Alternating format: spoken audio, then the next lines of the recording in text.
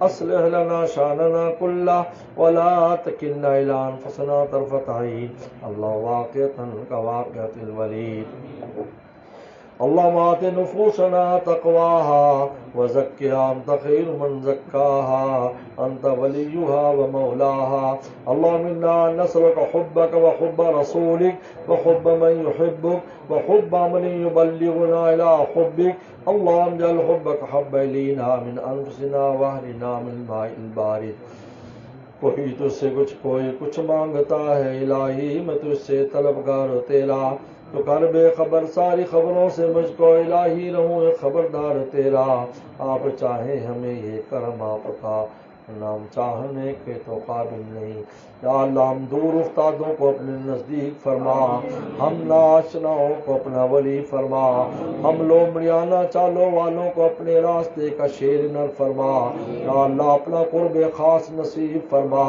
تعلق خاص نصیب فرما اپنی ولایت اور دوستی نصیب فرما 100% آپ کو راضی رکھنے کی توفیق عطا فرما آپ کی ناراضگی سے بچنے کی توفیق عطا فرما عافیت دارین نصیب فرما جو درد دل ہمارے بڑوں کو آپ نے دیا ہمیں بھی اس میں سے حصہ عطا فرما یا اللہ جو شراب محبت آپ نے جنید کو پلائی شبلی کو پلائی یا اللہ حسن بصری کو پلائی رابعہ بصریہ کو پلائی ہمارے مشائخ کو پلائی اس میں سے ایک قطرہ ہمیں بھی عطا فرما ہمیں بھی عطا فرما ہمیں بھی عطا فرما ہمیں بھی ہماری اولاد کو قیامت تک آنے والی ہماری نسلوں کو اور یہ صدیقین میں سے فرما اور یہ صدیقین میں سے فرما پوری امت مسلمہ کو ولایت خاصہ نصیب فرما غیر مسلموں کو بھی ایمان کی توفیق عطا فرما یا اللہ پوری امت کے حال پر رحم فرما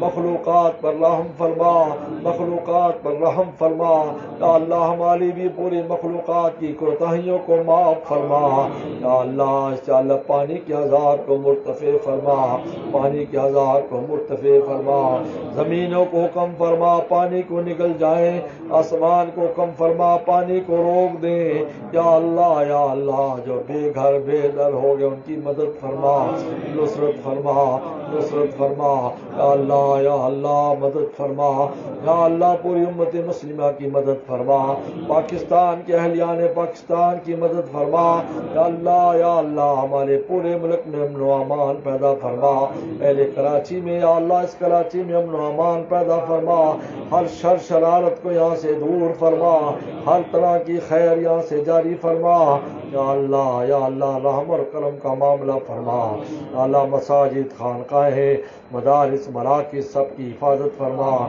دینی لوگوں کی دینی جماعتوں کی حفاظت فرما یا اللہ ملک و ملت کا درد رکھنے والے حکمران نصیب فرما یا اللہ حکمران نصیب فرما پاکستان کو صحیح معنوں میں اسلام کا قلعہ فرما یا اللہ پاکستانیوں کو یا اللہ دین کا دل دادا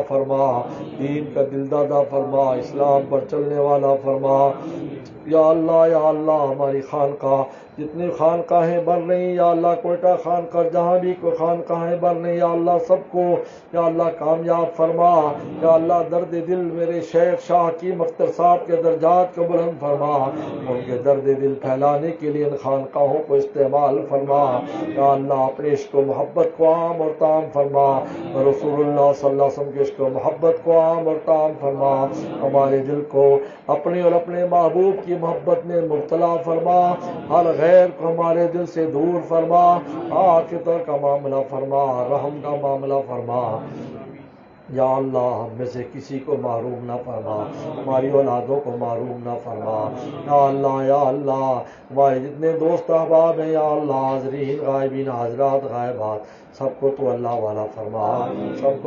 والا فرما یا اللہ رزق روٹی کے جو وسائل جس میں برکتیں پیدا فرما قرضوں کے بوجھ کو دور فرما ہمارے تمام مرحومین مرحومات کی مغفرت فرما بیماروں کو شفا عطا فرما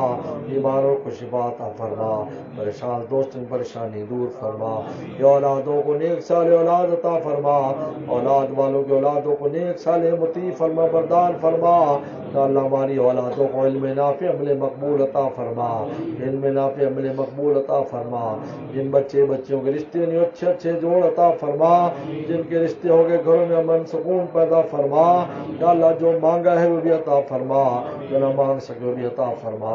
اللہم انا نسألک من خیر ما سألک من نبیک محمد صلی اللہ علیہ وسلم، ونعوذ من شر ما استعاذک من نبیک محمد صلی اللہ علیہ وسلم، انت المستعان وعلیک البلاغ ولا حول ولا قوة الا بالله۔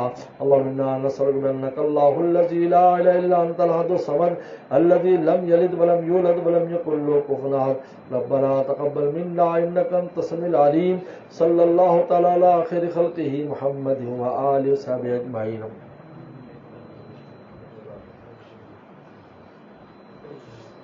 جو حضرات بیعت ہونا چاہتے ہیں اور اس سے بیعت میرے قریب والے، جو حضرات بیعت ہونا چاہتے ہیں وہ قریب والے